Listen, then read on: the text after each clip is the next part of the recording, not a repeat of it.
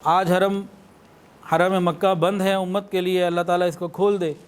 بہت سارے عوامل ہیں، لیکن ایک بہت بڑی وجہ ہماری گناہوں کی کثرت بھی ہے۔ ہم نے حرم کے صحن کو، چھت کو پکنک بنا لیا تھا، فوٹو سیشن کے لیے اس کو بنایا ہوا تھا۔ حرم کی عظمت اور محبت نہیں تھی، یا پھر دکھاوے اور ریاکاری کا ذریعہ بنا لیا تھا کہ جی میں عمرے پہ ہوں تو پتہ لگے لوگوں کو میں عمرہ کر رہا ہوں، حاجی صاحب ہوں۔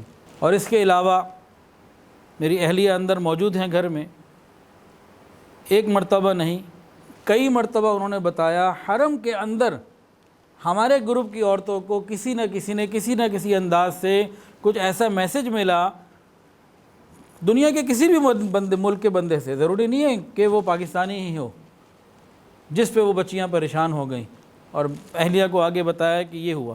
تو جب دل سخت ہوتے ہیں، اور ہم نے جو حرم مکہ کی بے احترامی میں بھی کا احترام نہ کرنے میں بھی جو ہم نے کوئی کسر نہ چھوڑی، اس کی بے اکرامی میں اس کی بھی سزا ہے کہ یہ حرم ہمارے لیے بند کر دیا گیا۔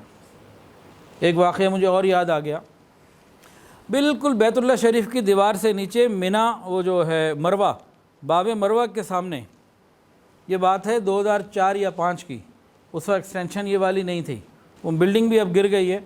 تو میں وہاں سے آیا، وہ اس کو مروہ کا گیٹ قریب پڑتا تھا، تو وہاں سے جب آیا ہوں تو ایک شخص بالکل باب مروہ کے باہر کوئی چیز سیل کر رہا ہے اور گانے گا رہا تھا، انڈین میوزک چل رہا تھا، گانے گا رہا تھا۔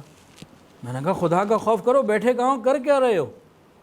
میں نے کہا حاجی صاحب چلو تم نے اپنی قبر میں جانا ہے، میں نے اپنی قبر میں جانا ہے۔ یہ 2004 کی تقریباً بات ہے۔